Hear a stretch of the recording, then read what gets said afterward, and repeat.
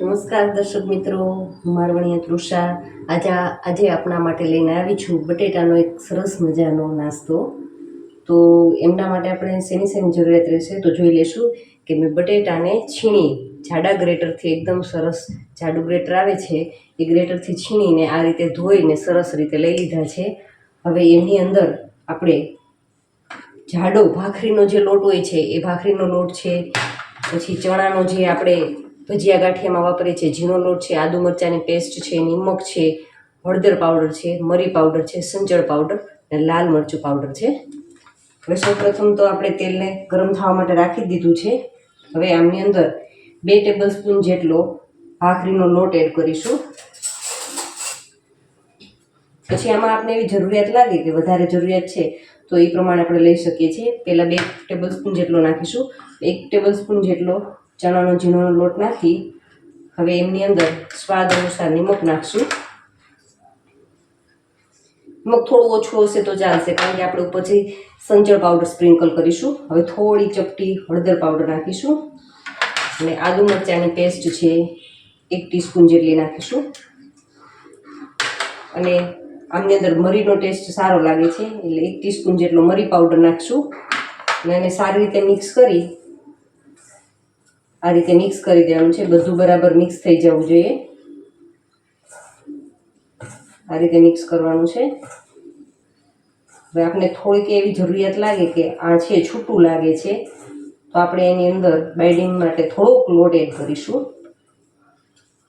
આપણે આની અંદર ચણાનો લોટ થોડો એવો નાખીશું, 1 ટેબલસ્પૂન જેટલો નાખીશું।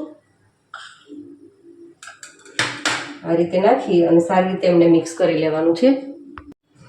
હવે આ સારી રીતે મિક્સ થઈ ગયું છે અને હવે આને આપણે તેલ પણ ગરમ થઈ ગયું છે તો તેલની અંદર આ રીતે થોડા લઈ લચ્છા આ રીતે એને તેલની અંદર તળવા માટે નાખીશું। આ રીતે બધા જ ધીમા સેજ પ્રેસ કરી તેલની અંદર એડ કરતું જવાનું છે અને સરસ એને ક્રિસ્પી થાય ત્યાં સુધી તળવાના છે। થોડી વાર એમને એમનેમ ચડવા દેવાના છે, ત્યારબાદ એને આ રીતે પલટાવીશું હળવા હાથે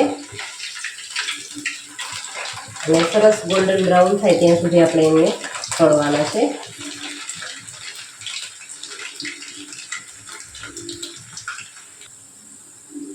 જો મિત્રો હવે એમનો કલર સરસ ચેન્જ થઈ ગયો છે, ગોલ્ડન બ્રાઉન લગભગ થઈ જ આવ્યા છે, તમે જોઈ શકો છો। જો તમને મારા વિડીયો ગમતા હોય તો મિત્રો લાઈક, શેર અને કમેન્ટ જરૂરથી કરજો। અને તમારે વધુ શું શીખવું છે, કંઈક નવું જાણવું છે, કોઈ પણ તમે વાનગીનું નામ કહેશો તો આપણે બનાવવાની ટ્રાય કરીશું। અને મારી ચેનલને જો હજી સુધી સબસ્ક્રાઈબ ન કરી હોય તો પ્લીઝ સબસ્ક્રાઈબ કરી દેજો। ને જુઓ હવે આપણો આ બટેટાનો નાસ્તો છે ઓલમોસ્ટ રેડી થઈ ગયો છે। હવે આમને તેલમાંથી કાઢી આપણે એમને સર્વિંગ પ્લેટની અંદર સર્વ કરીશું। સર્વ કરતાં પહેલાં આપણે એમની અંદર થોડો ઉપરથી સંચળ પાવડર એ સ્પ્રિંકલ કરીશું અને લાલ મરચું પાવડર આ રીતે સરસ રીતે કરી સ્પ્રિંકલ અને આપણે એમને આપણી જે સર્વિંગ પ્લેટ છે એમની અંદર સર્વ કરીશું અને ખજૂર આંબલીની ચટણી સાથે આપણો નાસ્તો છે સર્વ કરવા માટે રેડી છે। Thank you.